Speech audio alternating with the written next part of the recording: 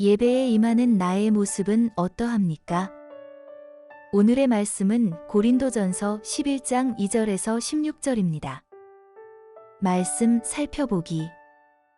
여러분이 나에 대한 모든 것을 기억하고 있고 또 내가 여러분에게 전해준 대로 전통을 굳게 지킴으로 내가 여러분을 칭찬합니다. 이제 나는 여러분이 모든 남자의 머리는 그리스도이시며 여자의 머리는 남자이며 그리스도의 머리는 하나님이시라는 것을 깨닫기 원합니다. 누구든지 남자가 머리에 무엇을 쓰고 기도하거나 예언하는 것은 자기 머리를 부끄럽게 하는 것입니다. 또한 누구든지 여자가 머리에 무엇을 쓰지 않고 기도하거나 예언하는 것은 자기 머리를 부끄럽게 하는 것입니다. 이는 머리를 민 것이나 다름없기 때문입니다. 만일 여자가 머리에 아무것도 쓰지 않으려면 머리를 깎으십시오. 그러나 머리를 깎거나 미는 것이 부끄러운 일이라면 머리를 가리십시오. 남자는 머리에 무엇을 쓰면 안 됩니다. 이는 그가 하나님의 형상이요 영광이기 때문입니다. 그러나 여자는 남자의 영광입니다. 남자가 여자에게서 난 것이 아니라 여자가 남자에게서 났기 때문입니다. 또 남자가 여자를 위해 창조된 것이 아니라 여자가 남자를 위해 창조됐습니다. 그러므로 여자는 천사들 때문에 그 머리 위에 권위의 표를 둬야 합니다. 그러나 주 안에서는 남자 없이 여자가 있을 수 없고 여자 없이 남자가 있을 수 없습니다. 여자가 남자에게서 난 것 같이 남자도 여자의 몸에서 났기 때문입니다. 그러나 모든 것이 하나님께로서 났습니다. 여러분 스스로 판단해 보십시오. 여자가 머리에 쓰지 않고 하나님께 기도하는 것이 마땅한 일이겠습니까? 여러분의 본성 그 자체가 가르쳐 주듯이 남자가 긴 머리를 하는 것은 그에게 부끄러움이 되지만 여자가 긴 머리를 하는 것은 그녀에게 영광이 되지 않습니까? 이것은 긴 머리가 그녀에게 쓰는 것을 대신해 주어진 것이기 때문입니다. 이 문제에 대해 누가 논쟁하고 싶어 할지 모르나 그런 풍습은 우리에게도 하나님의 교회에도 없는 것입니다. 오늘의 팁 3절에서 7절 10절, 13절에서 15절 머리. 헬라어 케팔레로, 원뜯은 사람 또는 짐승의 머리이며 우두머리, 맨 위에 있는 것, 근원, 권위 등 다양한 비유적 의미 또한 갖고 있습니다. IVP 성경난제 주석은 11장 3절의 번역을 다음과 같이 제안합니다.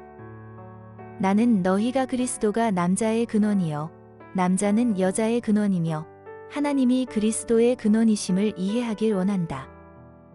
3절 남자, 여자. 헬라어로 각각 아네르, 귀네로 각각 남자 또는 남편, 여자 또는 아내를 뜻합니다. 14절 본성. 헬라어 피지스로 오늘 본문에서는 엄격한 자연적 필연성에 따른 자연 질서, 자연 법칙의 의미로 사용되고 있습니다. 말씀 이해하기. 사도 바울은 고린도 교회가 자신이 전한 전통을 굳게 지키고 있는 것에 대하여 칭찬합니다. 그리고 이어서 여자의 머리는 남자요, 남자의 머리는 그리스도이시며 그리스도의 머리는 하나님이심을 언급합니다. 이것이 남녀 사이의 우열을 이야기하는 것이 아님을 11절과 12절을 통해 알 수 있습니다. 여기에서 머리는 근원 또는 순종할 대상으로 이해할 수 있습니다. 바울은 남자가 자신의 머리에 무언가를 쓰고 기도나 예언하는 것은 자기 머리, 즉 그리스도를 부끄럽게 하는 것이라고 말합니다. 반대로 여자는 머리에 무엇을 쓰지 않으면 자기 머리, 즉 남편을 부끄럽게 하는 것이 됩니다.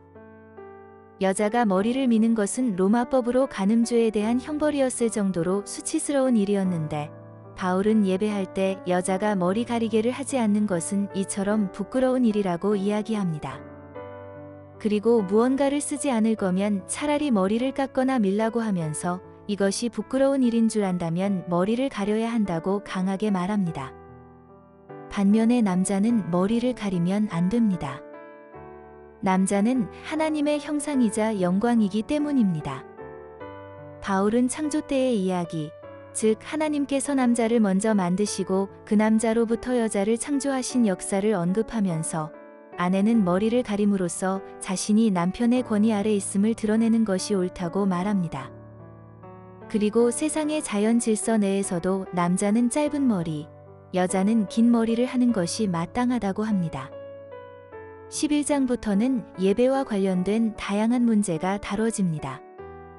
먼저 오늘 본문을 통해 바울이 전달하고자 하는 내용은 단순합니다. 바로 교회에서 예배할 때 남자는 머리에 무엇을 써서는 안 되고 반대로 여자는 머리에 무엇을 쓰지 않으면 안 된다는 것입니다. 이 부분을 이해하기 위해서는 당시의 문화, 역사적 배경을 알아야 할 필요가 있습니다. 당시 이방 종교의 제사의식 중 제사장들은 머리를 가리고 인도하는 풍습이 있었습니다.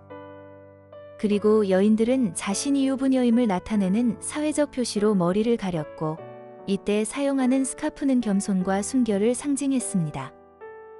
이런 문화 풍습을 볼 때 교회 안의 남자와 관련해서는 종교 혼합주의가, 여자와 관련해서는 사회 질서를 따르지 않는 반사회적 문화가 영향을 끼치고 있었다고 유추해 볼 수 있습니다. 결국 바울이 전달하는 가르침은 창조 질서와 사회 질서에 걸맞는 태도로 예배에 참여해야 한다는 것입니다. 다시 말해 파벌 형성이나 음행 등의 이슈에서 언급한 것과 동일하게 세상적인 가치관이나 기준을 가지고 교회 예배에 영향을 끼치지 말 것을 당부하고 있습니다. 자기 소견에 옳은 대로 하는 것은 하나님 보시기에 악한 일입니다. 우리는 비성경적인 세상의 지식으로 내가 옳다 생각하는 방식으로 하나님 앞에 나아가지 말아야 합니다.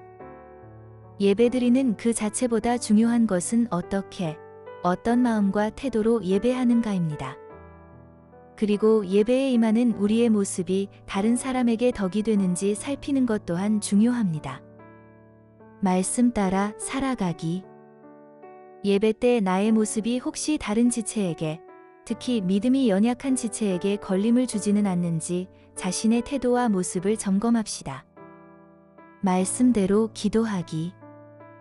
한국 교회 내에 들어온 종교적 혼합주의와 개인주의, 세상적 가치관들이 무너지고 온전히 하나님만 높임 받으시는 예배와 교제가 회복되도록 함께 기도합시다.